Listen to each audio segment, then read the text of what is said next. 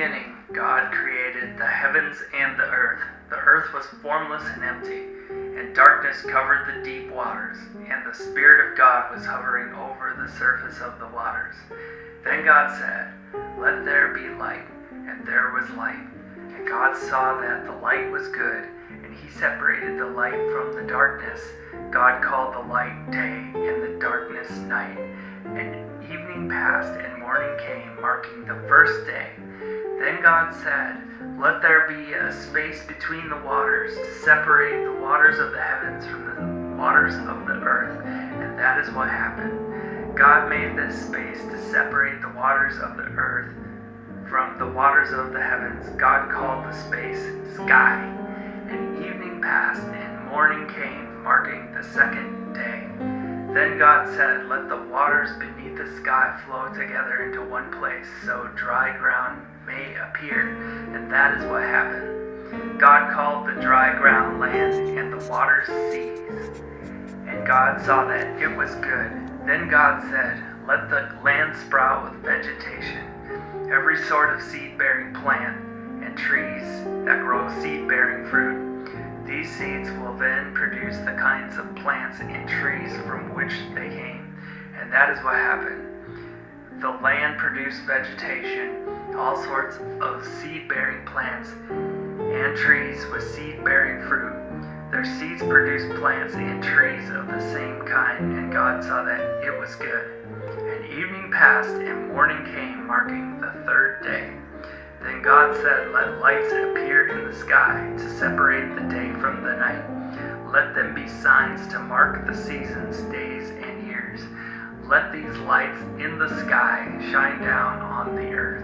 And that is what happened. God made two great lights, the larger one to govern the day and the smaller one to govern the night. He also made the stars.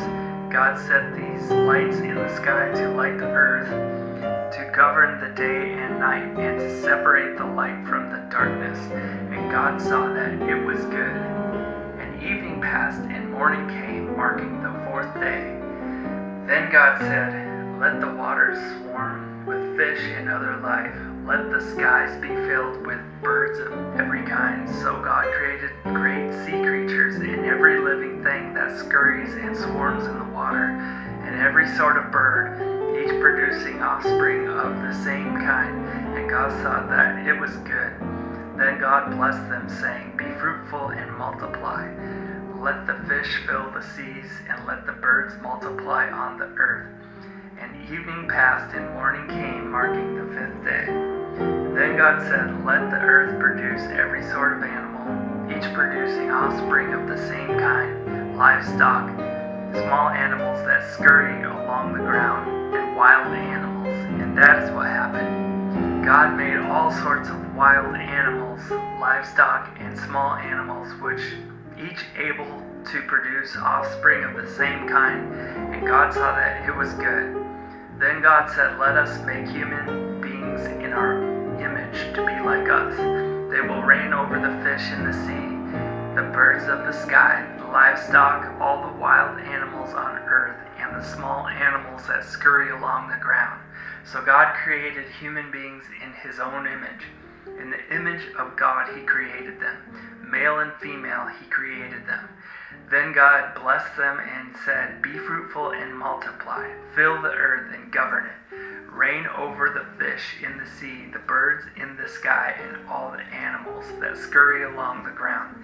Then God said, "Look, I have given you every seed-bearing plant throughout the earth, and all the fruit trees for your food. And I have given every green plant as food for all the wild animals, the birds in the sky, and the small animals that scurry along the ground, everything that has life." And that is what happened. Then God looked over all he had made, and he saw that it was very good. And evening passed, and morning came, marking the sixth day.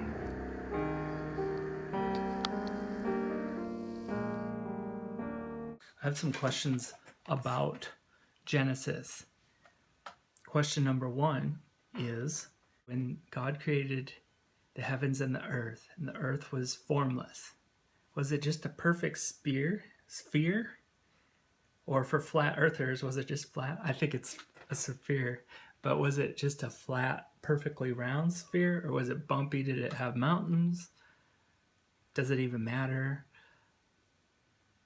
That's a question I had. I was like, okay, it's formless. What does formless mean? Just without form. It doesn't. So does that mean it was perfectly round, or did it have mountains? That's a question probably nobody can answer, but it's a question I had when I was reading Genesis chapter 1. Question number 2, why didn't God just make it all in one moment? So I asked my wife that. Why didn't he just...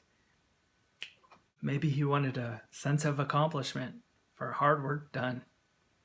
But then I talked it over with my wife, who's more sensible, and she said maybe he was just trying to set up the days of the week and Sabbath. 6 days to do the work, 1 day to rest. He was creating an example of how he wanted the Israelites to do it, and then now for us, to have a Sabbath day. All these Q's lead to more A's. For some reason, I picture it getting formed like a Minecraft time lapse. When he said, "Let there be light," he had to separate okay. So I Googled Minecraft time lapse. It actually exists on the internet. People have done Genesis 1 in a Minecraft form, which is so cool.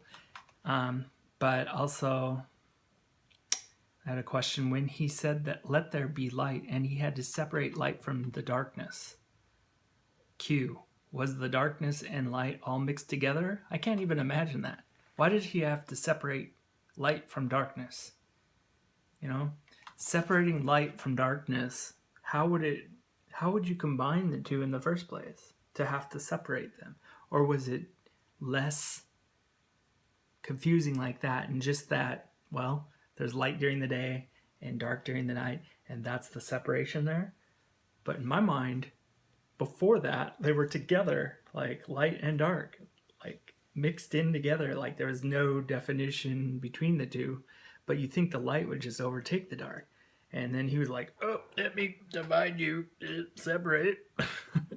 So, I don't know. Just some questions I had about it. I want to start a prayer group. I don't know quite how to do this. If you got some ideas, put them down in the comments, please. Or message me somehow. How to make a prayer group online. People have needs. And I really want to pump life into like a group of people that really want to pray for each other. If that's you and you have an idea, I'm just thinking of some kind of, I don't really know how to run a forum. I really don't know how to run, some kind of social media outlet that would help, like there'd be people inside of this social media thing and people could pray for needs, and somehow they could be anonymous, or they could be... I already have a prayer group that I have with my parents and my sister, and we call it the Golden Panthers. Just a few days of just joking around, but also serious.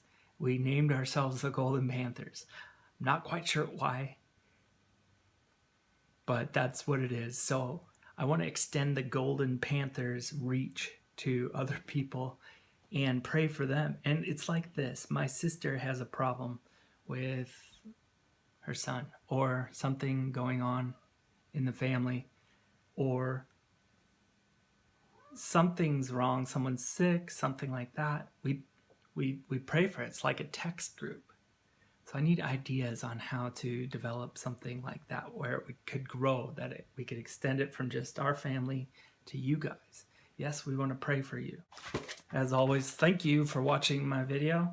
Subscribe. If you have a prayer request, put it in the comments and I'll make sure that the Golden Panthers hear about it. And if you want to be a Golden Panther, then hey, all you got to do is want to. Then you can be. And that just means that you're praying for the people in the comments, and you're praying for us, and we're praying for you, and we can help each other. We can help each other, you and I.